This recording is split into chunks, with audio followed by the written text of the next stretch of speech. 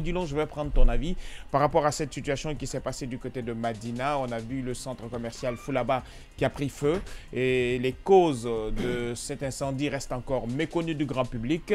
Mais si on devait prendre aujourd'hui dans la globalité, est-ce qu'il y a des mesures à mettre en place pour limiter ces cas aujourd'hui à Conakry? Bon, loin d'être spécialiste en la matière, je pense qu'il est important pour l'État aujourd'hui de prendre des dispositions pour éventuellement parer à de telles éventualités. Première disposition, Simon l'a dit, mais je vais le redire autrement, c'est de revoir vraiment les branchements. Vous savez, même dans le quartier, hein, voilà, quand vous avez construit par exemple un immeuble et que vous faites appel à un électricien qui n'est pas vraiment spécialiste en la matière, qui ne va pas vous dire quels sont les bons câbles à utiliser pour les pertes sont énormes. Voilà, pour telle ou telle installation.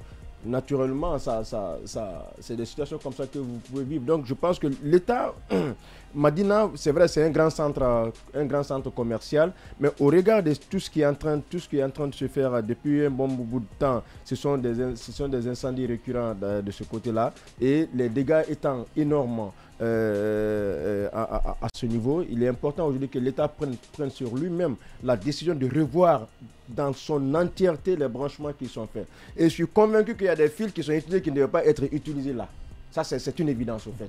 Voilà. Donc, il faut commencer par ça. Voilà. Deuxièmement, l'autre chose, c'est quoi?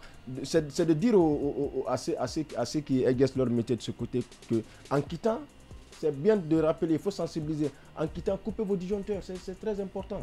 Je pense que si chacun le faisait, peut-être qu'on peut avoir même si on n'est pas encore à 100% situé sur la source de l'incendie ou le motif réel voilà, qui a poussé ce feu, mais bon, on se pose quand même des questions comme ce que tu viens de dire tout à l'heure par rapport à l'électricité. Hein. L'électricité pourrait être pointée du doigt. Évidemment. Donc, il faut vraiment couper les disjoncteurs en quittant vos magasins. Et l'autre chose, c'est l'installation, parce que là, les fils sont branchés, tout le monde est branché sur les transformateurs.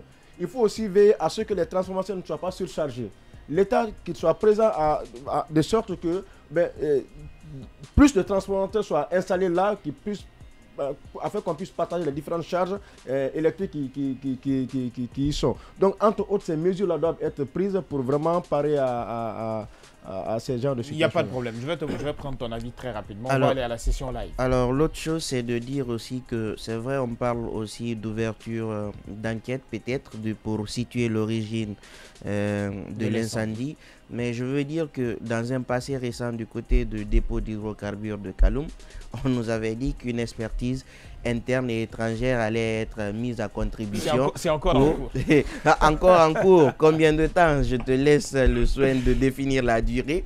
Mais je pense qu'il faut faire preuve de plus de rigueur de ce côté pour situer des responsabilités. Aujourd'hui, si par exemple, il est prouvé que c'est l'origine d'origine électrique et effectivement qu'on prouve que les câbles utilisés étaient en désuétude, qu'on puisse dire que ça vient de tel bâtiment, c'est ce qui s'est passé, qu'on soit informé.